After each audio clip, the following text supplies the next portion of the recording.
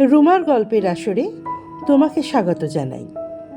আজকের গল্প বাড়ি, লিখেছেন সুচিত্রা ভট্টাচার্য। সেদিন অফিস ফেরতাম মার সঙ্গে দেখা করতে গিয়েছিলাম। যেমন যাই, সপ্তাহে 1-2 বার। বাইরের ঘরে পাতা আদ্যিকালের সোফাটায় সবে বসেছি। নজরে পড়ল মাতৃদেবীর মুখখানি একেবারে তোলো হাঁড়ি, ঠোঁটে কুলুপ, ভুরুতে মোটা মোটা ভাঁজ। অন্যদিন তো চৌকাঠ পেরোনো মাত্র মা কলকল করে ওঠে। আজ হলোটা কি? চোখের ইশারায় প্রমিতাকে জিজ্ঞেস করলাম, কেসটা কী রে? শাশুড়ির সঙ্গে ফের লাঠালাঠি? প্রমিতা হেসে বলল, না গো দিদি, আজ বাংলা বিহার নয়, ইন্ডিয়া পাকিস্তান। মানে? দুপুরে আজ কালবৈশাখী হলো না, তখন ঝড়ে পড়া কয়েকটা আম কুড়িয়েছিল মা, আমাদেরই এলাকা থেকে। দোতলার ওরা দেখতে পেয়েই ব্যাস চিৎকার, হল্লা, গালিগালাজ। মেজাজটা টুকে গেল। উফ, সেই অনন্ত অশান্তি। প্রায় 3 যুগ আগেই সূচনা হয়েছিল বিবাদের। বাড়িওয়ালা উচ্ছেদের মামলা করেছিল বাবার নামে। তারপর কত কোটি কিউসেক জল যে বয়ে গেল গঙ্গা দিয়ে। নদীর দুপারে ভাঙনও তো কম হলো না। গত হলেন সূর্য চাটুর্যে ওপরের জেঠিমাও। আমার বাবাও বছর 16 আগে পরপারে। আমরা মেয়েরাও বিয়ে থা হয়ে ছিটকে গেছি যে যার মতো। মৃত্যুও থাবা বসিয়েছে আমাদের জেনারেশনে। সূর্য জ্যাঠার ছোট ছেলে মন্টুদার প্রয়াণ ঘটল অকালে। আমার বড় ভাইটিও অসময়ে মায়া কাটালো পৃথিবীর। কিন্তু সেই মামলাটি এখনও মহাকালের গর্ভে, এবং যুদ্ধ থামারও কোনো লক্ষণ নেই। আদালতে কবজা করতে না পেরে এখন বাঁকা পথ ধরেছে ওপক্ষ। কখনো কর্পোরেশনে জল বন্ধ করে দেয়, তো কখনো ওপর থেকে আবর্জনা ঢালে দেদার। গোদের ওপর বিস্ফোরা বাক্যবান তো হানছে অহরহই। ধুমধুমারও বাঁধে মাঝে মাঝেই। ঝগড়া বাঁধানোর কত রকম ফন্দি ফিকির যে আছে। ভাড়াটের কাজের লোকরা চিরটা কাল বাড়ির পিছনের ভাগের বাথরুমখানা ব্যবহার করে এসেছে। অকস্মাৎ এক সকালে সেটি তালাবন্ধ। মুরদ থাকে তো ভাঙ, ফৌজদারি ঠুকে দেব। উঠোনের মাঝ বরাবর পাঁচিল উঠে গেল রাতারাতি। ভাড়া নিয়েছে তো 1 তলার ঘর, উঠোনের জমিদারি ভোগ করবে কেন? দুবারই ঝামেলাটা থানা পুলিশ পর্যন্ত গড়িয়েছিল। কাজের কাজ অবশ্য কিছু হয়নি। এ পক্ষের নালিশ শুনে ও পক্ষকে কোমল ধমক দিয়ে চা সন্দেশ টন্দেশ সাঁটিয়ে গোফে তা দিতে দিতে জবনিকার অন্তরালে চলে গেছেন দারোগাবাবু। বাড়িওয়ালা ভাড়াটের লড়াইয়ে উকিল পুলিশদেরই তো পোয়া 12। কাহা তো কার হাঙ্গামা হুজ্জত ভালো লাগে, তাও আবার তুচ্ছ তুচ্ছ কারণে। আমাদেরও তো বয়স হচ্ছে নাকি? বেজার মুখে মাকে বললাম, কেন যে ওদের আমে হাত দিতে যাও? কোন সুবাদে ওদের আম? মা ঝেঁঝে উঠল সহসা। সমু আম খেয়ে উঠোনের ওপাশটায় আঁটি ছড়ে ছড়ে ফেলত, আর তার থেকেই তো চারা গজিয়েছিল। প্রমাণ করতে পারবে? গাছটা যখন পাঁচিলের ওপারে, রাইটও ওদেরই। তাহলে ডালপালাগুলো ওদিকে সরিয়ে নিয়ে যাক। তা সে লক্ষ্মী ছাড়ারা এদিক পানি ধেয়ে আসে কেন? আমাদের দিকে আম পারলে ওদের নৈবেদ্য সাজিয়ে দিতে হবে, এমন কোনো লেখাজোখা আছে নাকি? ছেলে মানুষের মতো কথা বলো না। বাড়িতে কি আম কম আসে? রোজই তো বাজার থেকে আসে। বাজারের আম বাজারের আম, বাড়ির আম বাড়ির আম, দুটোর স্বাদ কি এক হয়? তাহলে আর মুখ ভেটকে বসে আছো কেন? খিস্তি খেউরগুলো হজম করে নাও। নিচ্ছিই তো। কাউকে কি শোনাতে গেছি? তুই তো গায়ে পড়ে।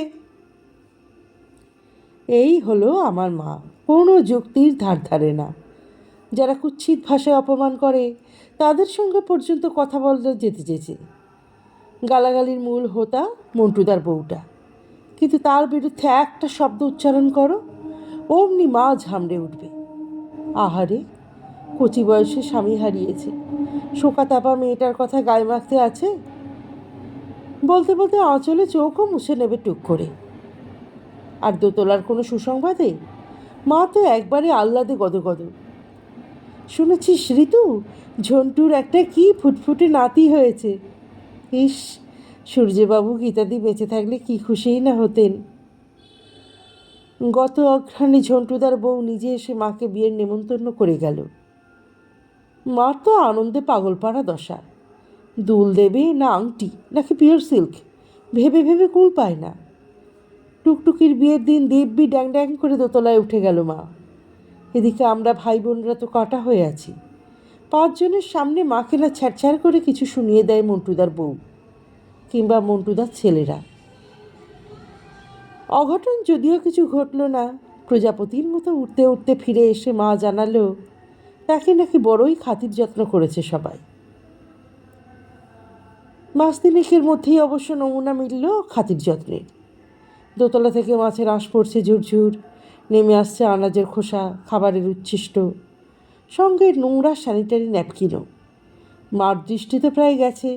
সেই ন্যাপকিন আবার আঙুলে তুলে প্রশ্ন করছে, এটা কি ফেললো দেখতো প্রমিতা।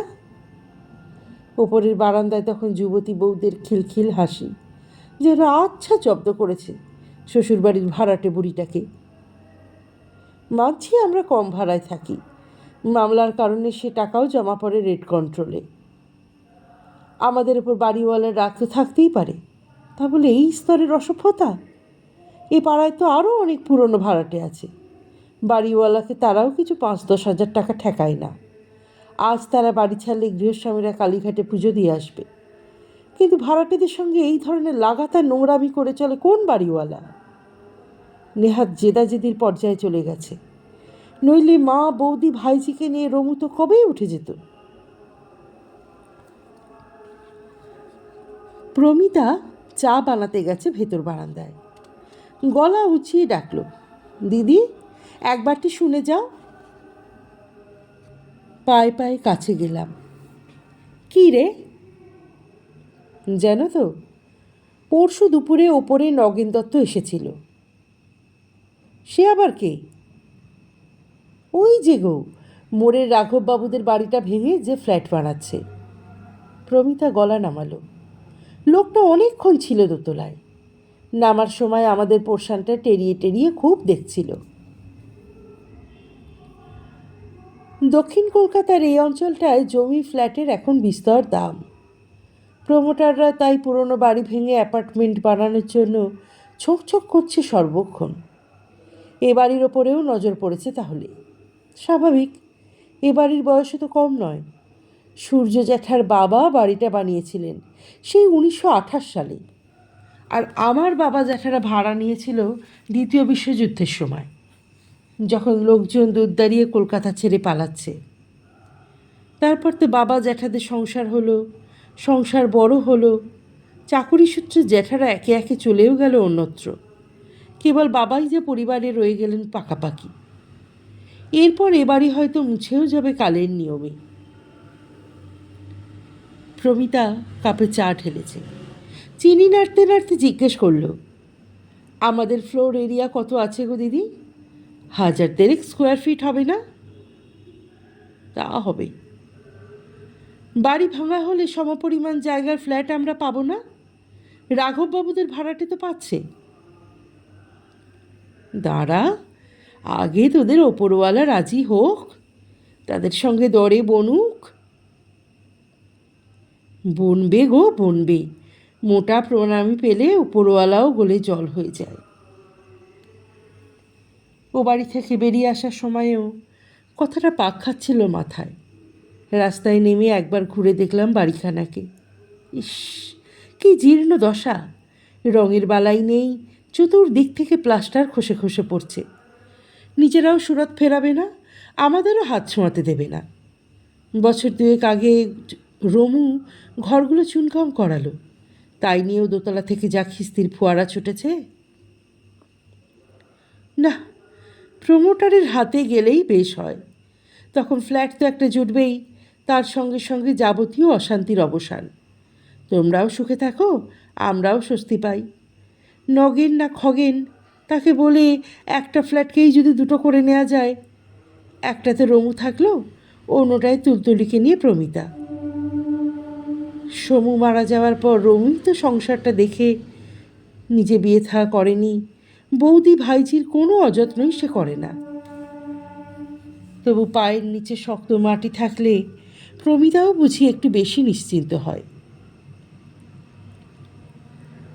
হা হতস্মি, কোথায় কি! পরের সপ্তাহে গিয়ে দেখি প্রমিতার মুখ ভার, মা ফিক ফিক হাসছে। সোফায় বসতে না বসতেই মাতা ঠাকুরানির সে কি উচ্ছ্বাস! এই জানিস তো, মন্টুর বউ এতদিনে একটা বুদ্ধিমতির মতো কাজ করেছে। ধন্দমাখা মুখে বললাম, কীরকম?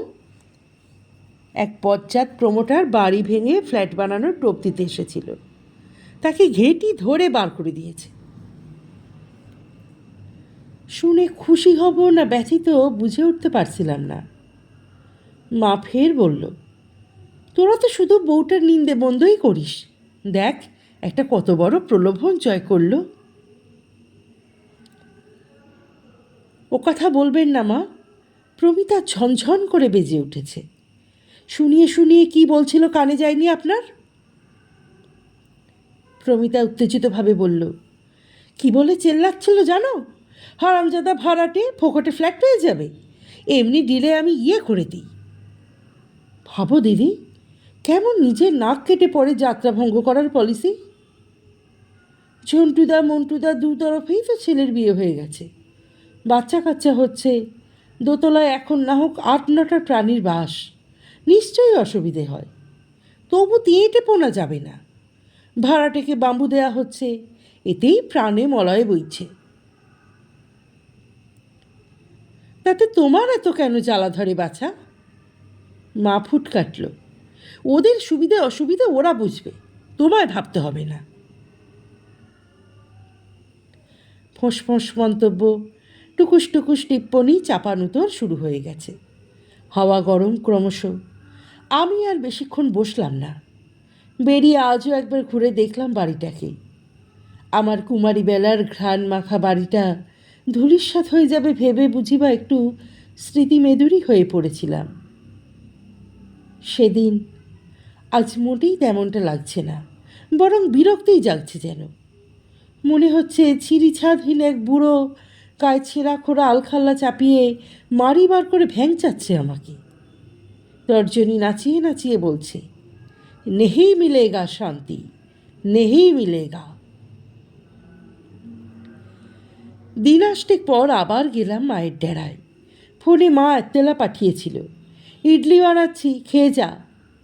সেদিন উত্তেজনার লেশমাত্র নেই, গৃহে অপার শান্তি বিরাজমান। শাশুড়ি বধূ দুজনেই সুহাসিনীম সুমধুর ভাসিনীম। বাড়ি ভাঙা ভাঙিতে দূরস্থান, দোতলার প্রসঙ্গই উঠল না।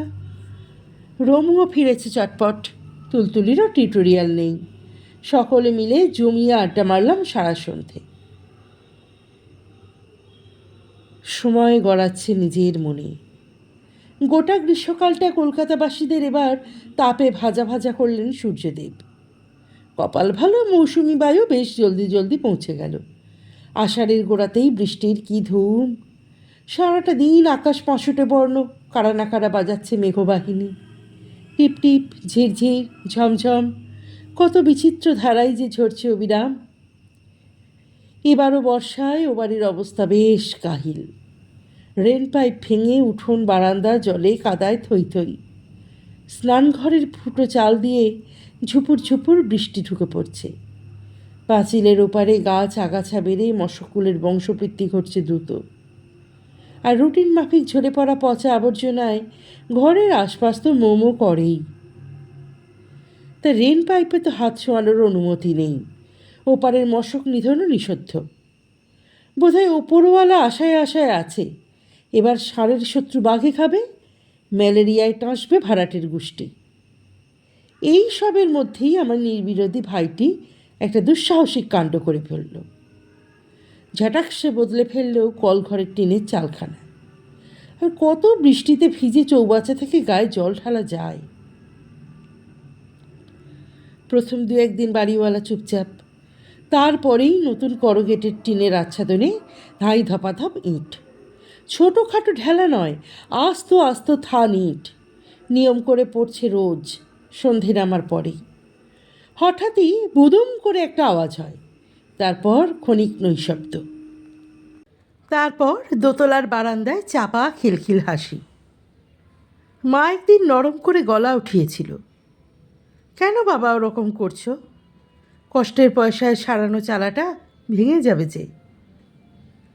অমনি যুবক কণ্ঠে ওপর থেকে হরিধ্বনি, বলো হরি, হরি বল, বুড়িকে এবার খাটে তোল। রমু বেচারি নার্ভাস হয়ে পড়েছে রীতিমতো। সে চিরকালই সাংসারিক ঝামেলা পাশ কাটিয়ে চলতে চায়। ও বাড়ি যেতে রমুর গলাতেই অন্য সুর। আর তো পারা যায় না দিদি, এবার একটা এসপার ওসপার করতেই হয়। কী করবি? থানায় যাবি? দূর দূর, দারোগাবাবুদের ডিম খাইয়ে কি হবে? ভাবছি দোতলার সবকটাকে একদিন বঁশপেটা করে আসব। বুঝলাম উদাসীন রমু খেপেছে বিস্তর। শান্ত করার জন্য ঠাট্টা জড়লাম। তারপর লাল গামছায় মুখ ঢেকে হাত করা পরে কোর্টে উঠবি, তাই তো? কপালে বোধহয় সেটাই নাচছে। জানিস, কাল তুলতুলিটা এক চুলের জন্য বেঁচে গেছে। উঠোনে কী জন্য যেন নেমেছিল, অমনি ছাদ থেকে মিসাইলের মতন একখানা ফাঁকা মদের বোতল। একটা টুকরো যদি ছিটকে এসে বিঁধে যেত। আমরা তো সন্ধ্যের পর কলতলায় যাওয়াই ছেড়ে দিয়েছি। প্রমিতা বলে উঠল, অমূল্য বালতি করে জল তুলে রাখে ভিতর বারান্দার ছোট বাথরুমটাতেই। বড় একটা শ্বাস টেনে খানিকটা হাওয়া ভরে নিলাম বুকে। মাথা নেড়ে বললাম, কিন্তু এটা তো কোনো পার্মানেন্ট সলিউশন নয়।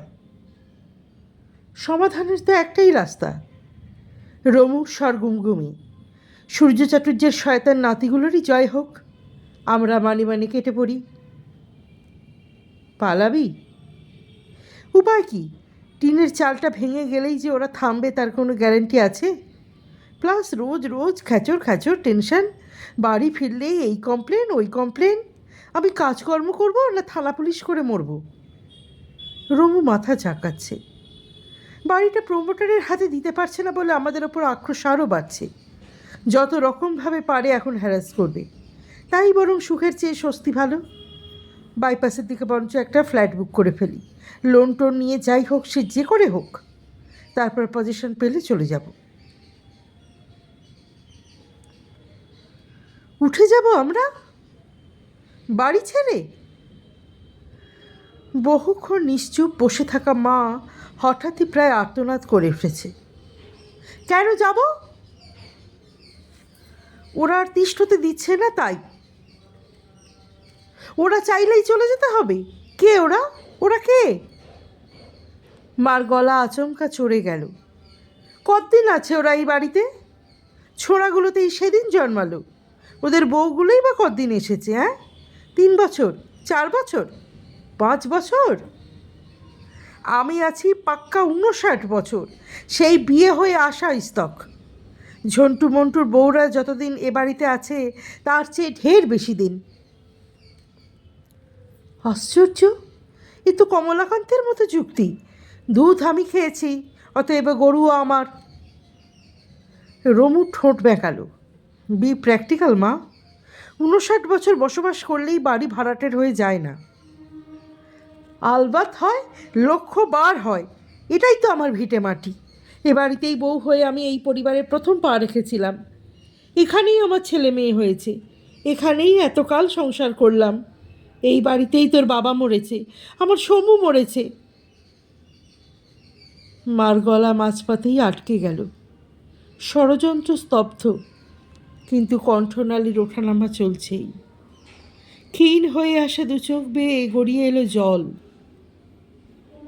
এ কি শুধুই অশ্রু, নাকি 59 বছর ধরে এ বাড়ির একতলার ভিতে ইট কাঠে কড়িবর্গার জানালা দরজায় চারিয়ে যাওয়া এক অদৃশ্য শিকড়ের রস? বুঝতে পারছিলাম না। যুক্তি দিয়ে বিচার করলে মার কথাগুলো হয়তো নেহাতি হাস্যকর, নিছকই এক বৃদ্ধার প্রলাপ। তবু কেন গলার কাছে একটা ডেলা জমাট বাঁধে? না, শিকড়টাকে এখন উপড়ে ফেলা অসম্ভব। মন্টুদার ছেলেরা বোমা মেরেও পারবে না। আজকের গল্পটি কেমন লাগলো তোমার মূল্যবান মতামত অবশ্যই কমেন্ট বক্সে লিখে জানিও। গল্পটি ভালো লাগলে একটি লাইক করে দিও, শেয়ার করে দিও পরিচিত এবং প্রিয়জনদের মধ্যে। আর যারা এখনও চ্যানেলটি সাবস্ক্রাইব করনি তারা কিন্তু চ্যানেলটি সাবস্ক্রাইব করতে ভুলো না। অপেক্ষা করো পরবর্তী গল্পের জন্য।